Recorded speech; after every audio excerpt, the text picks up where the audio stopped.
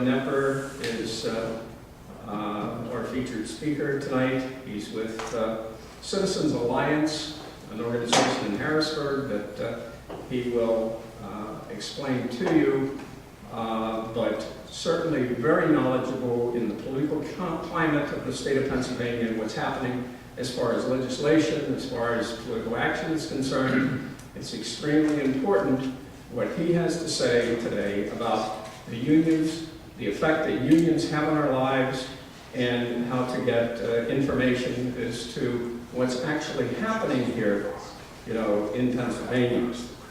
And, Bob Evenden is, of course, a member here. He's a good friend of Leo.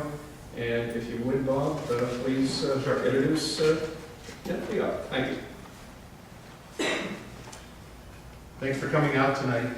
I think you'll be very, very pleased and thankful that you did. When I first started working in this area about 4 years ago, I started with a group from scratch called True the Vote. Now, Catherine Engelbrecht's been on TV, and she was the one who started it, and we worked with her closely. And I started with that with no contacts, didn't know anybody. I just knew it was something that we needed to get going. And I got connected with Leo, someone in Philadelphia, amazingly, gave me your name and phone number, and there was no one person who was more helpful in my attempt to get the effort to True the Vote up and running than Leo. And he took his time very graciously, had really no reason other than an attempt to help me get started. And all the people who I ended up working with as leadership came as a result of Leo's efforts. So Leo is really, really one of those good guys who are interested in what's taking place in Pennsylvania and making sure that it's done in a manner that's consistent with conservative ideals and efforts for the better of its citizens. Leo tonight's going to talk about unions. I've sort of been following unions, especially since what happened in Wisconsin a couple of years ago with Scott Walker. And interestingly, Wisconsin was the birthplace for unions. Many people do not know that. And I think the first major cut to what was going on with the overreach of unions was taking place. And they still haven't let it go yet. They're still after him. But he is winning the battles because he's on the right side. So just to give you a little bit of more details about what Leo does, some of you will be familiar with this, some of you won't be. But Leo identifies himself as the Executive Director of Citizens Alliance of Pennsylvania, or CAP, C-A-P. He joined it after being the Pennsylvania State Director for Heritage Action for America, the political affiliate of the Heritage Foundation. Some of you know that work. They do great work out of D.C. He's a lifelong Pennsylvania resident and a longtime conservative activist. He's built grassroots networks to fight against abuses in Pennsylvania government, including the infamous midnight pay raise. He graduated from Penn State's Capitol campus with his MBA and is a member of Beta Gamma Sigma, the International Honor Society for Business Students, as is my son. I happen to know that. Anyway, let's welcome tonight and thank him for coming.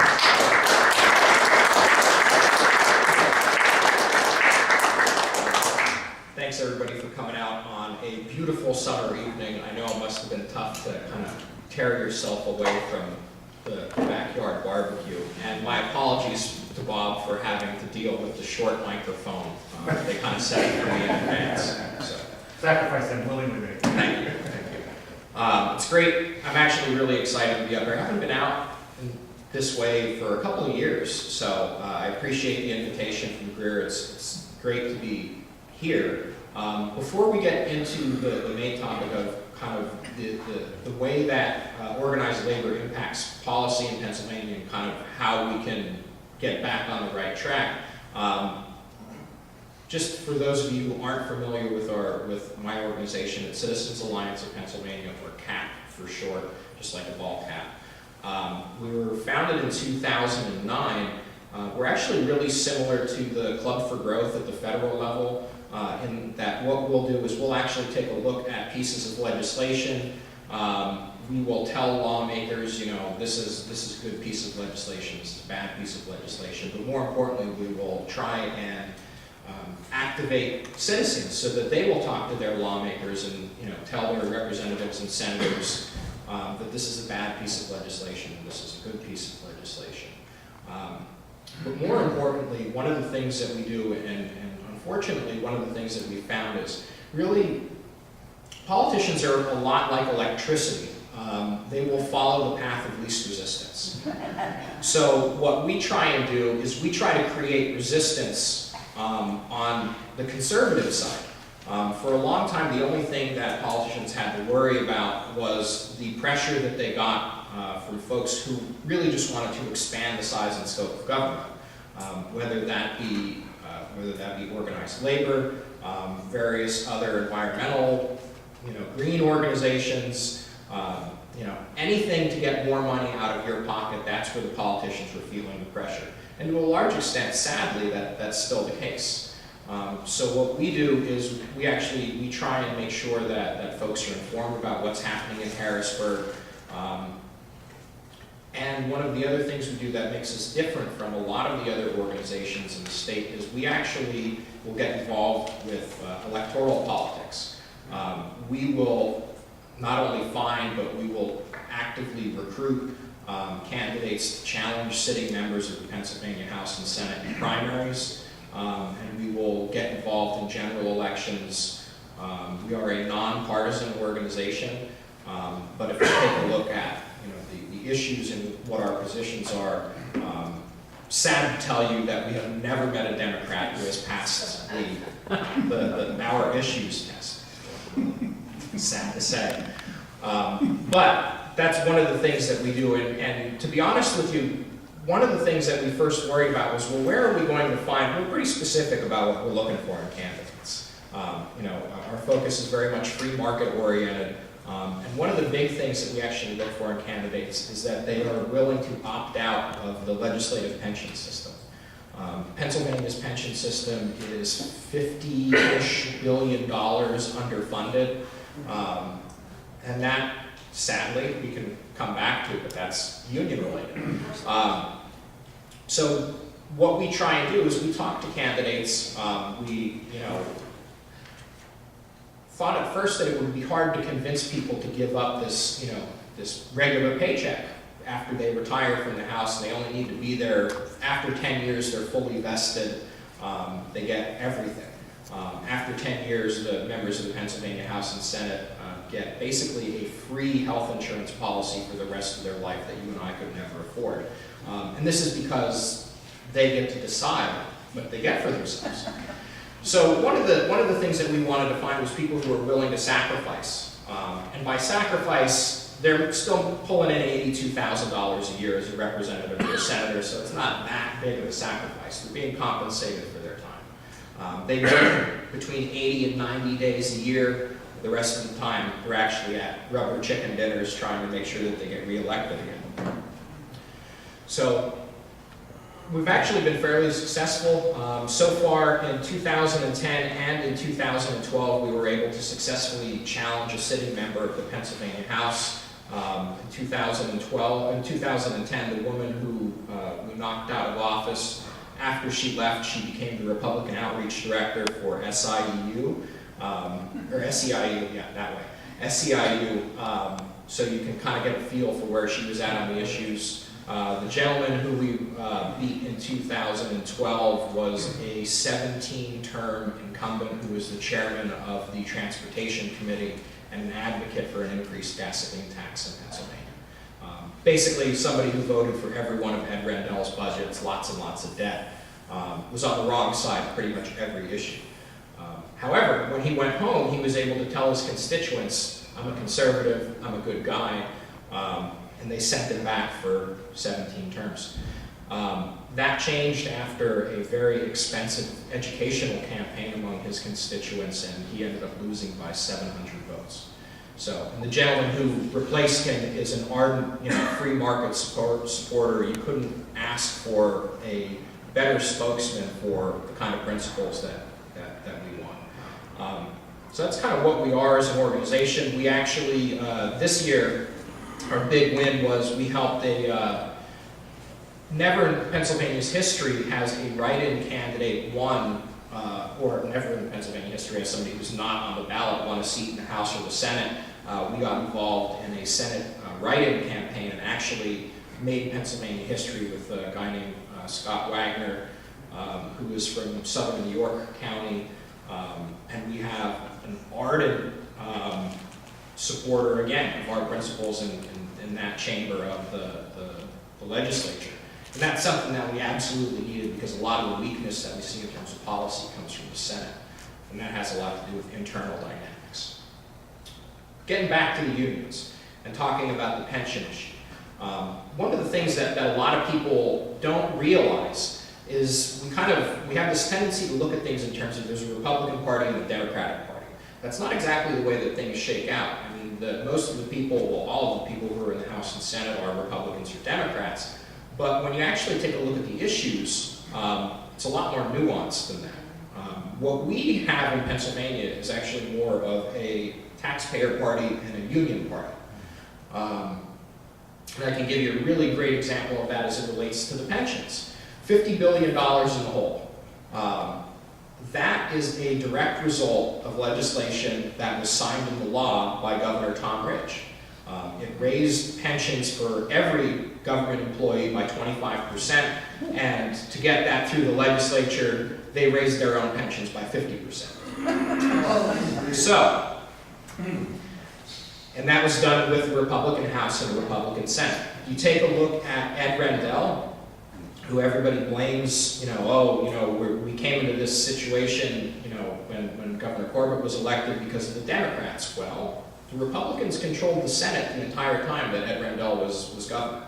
The Republicans also controlled the House, I think 4 out of 8 years.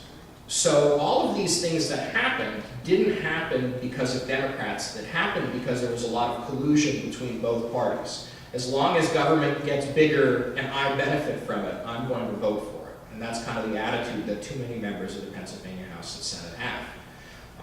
And one of the things that greases the wheels of that expansion of government is the unionization of government employees in Pennsylvania. Because what that does is it actually creates a constituency that demands bigger government in order to survive. So one of the ways that we as taxpayers enable that, and actually the ability for government employees in Pennsylvania to strike was something that was done by a Republican as well. What you and I do in order to contribute to this involuntarily is we actually pay to collect union dues. You and I are paying whenever a check gets cut to a union from government employees. That money, you and I are paying whatever that costs. It doesn't matter what the cost of it is, but you and I are sending that check to the AFSCME, AFL-CIO is actually picking up a lot of government employees. The Teamsters represent a large number of prison employees. You have SEIU, who represents most of the mental health professionals. The PSEA, Pennsylvania State Education Association, as well as the smaller unions, the American Federation of Teachers. You and I are indirectly making sure that they get paid. To give you an idea of the scope of the money that we're talking about, when Scott Walker signed that legislation into law in Wisconsin, union revenues dropped by like 70%. Basically, what his legislation did, and it's really simple, it didn't say, we're not going to have unions anymore, it didn't say that Wisconsin is going to be a right-to-work state, it didn't do any of those things. All that it did was say to union members, it's fine that you're a member of this union. We're not going to do anything to get in the way of that. All that we want you to do is to write your own check. That's it. That's all that you have to do. And it turns out that a lot of people really aren't happy with the representation that they're getting from unions. And the way that they were able to illustrate that was they aren't writing the checks. Amazingly, they actually are having to take people to collections and take people to small claims court in order to collect their union dues, which is just incredible. So you have organizations who went from being completely flush with cash to having to take their members to court in order to get paid. Now that tells me, from a free market perspective, that the product that that organization is selling isn't what its members want. If the members actually wanted the service they were providing, they wouldn't have a problem writing a check at the end of the month. You know, I do it with organizations that I belong to. I do it, you know, with my cable bill. I do it with Netflix. I do it with all different kinds of things. But beyond that, could you imagine the scene? I know there's at least one school board director here. Could you imagine the scene if someone from the NRA came to a school board and said, you know, more than half of your teachers are members of the NRA. We would like you to just collect the money right out of their paycheck and send it to us. How do you think that would go over? I don't think it would go over really well, particularly in the press. But in the case of union dues, that's exactly what happens. And the big lie that they repeat over and over and over again is that union dues are not used for politics. That's absolutely untrue. When you take a look at, a great example is, in Pennsylvania we have the UFCW, the liquor store clerks, or unions. The head of their organization has actually, rather than calling his work to stop privatization of liquor stores lobbying, he's actually not even a registered lobbyist, he spends more time in the Capitol than I do. Rather than saying that that's lobbying and therefore a political activity, he calls it a representational activity, so the union dues actually pay for it. The $3 million they spent on advertisements on television fighting liquor store privatization was done not as a political activity, but as a representational activity. So it's all in how they slice it. So what happens is you and I, because we are, you know, picking up the tab and cutting these checks and making sure that these unions are flush with cash, are actually working against our own best interests. Yeah. So the good news is there's actually some movement. I'm not even cautiously optimistic. I'm cautious about the legislation. It's good legislation that just moved out of the State House, the government committee chaired by Representative Darryl Metcalf. Came out of the committee today that would actually do some, what people call it is paycheck protection. Basically, it's if you're a union member, you're just cutting a check to the union yourself. I'm not collecting the money for you. Nobody else is collecting it for you. You got to bill me. So that's a big deal. I'm very cautious about I don't want to get too excited about it, because here's the problem. We have in the Pennsylvania House and the Pennsylvania Senate enough Republicans who are rented by the unions, they're not owned, they're rented, who are rented by the unions, that passage is anything but certain, despite having a Republican House and a Republican Senate. The reason I say that is we can take a look at some other kind of corollaries as examples. Take a look at liquor store privatization. 75% of Pennsylvania wants us out of the liquor business. It's huge. 75%. You can't get 75% of people to agree what color the sky is. 75% of people want Pennsylvania out of the liquor store business. They can't get it done. Now, in fairness, there are some other complicating factors when you get beer distributors involved who are, you know, private monopolies that are sanctioned by the state government. So there are some other things that kind of gum up the works on that. But something with 75% approval, they can't get it done. The only opposition to it is a 3,000 member union. That's it. 3,000 people. But what happens is all of the unions stick together, so you don't just have the 3,000 people from the UFCW showing up at the Capitol. You have all the King's horses and all the King's men walking around in the Capitol with their yellow t-shirts on, talking about how bad privatization is. So that's something that we have to contend with on any issue that we want.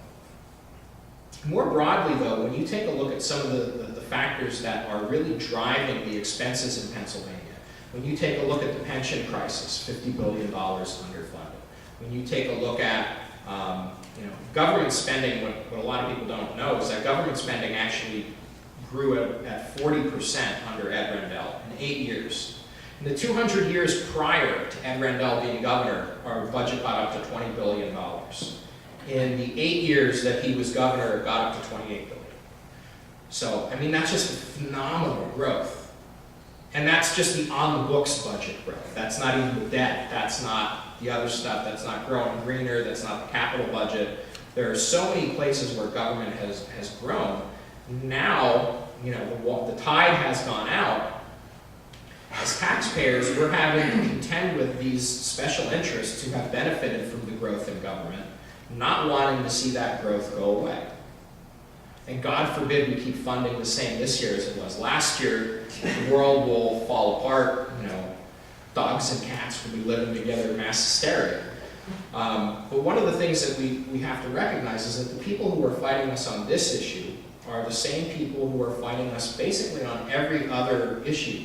If you have an issue that I haven't talked about, whether it's property taxes, whether it's the quote-unquote green energy, when you take a look at where all of these organizations get their money, take a look at how money gets funneled from various organized labor organizations into everything from abortion to environmental activism, the whole gamut.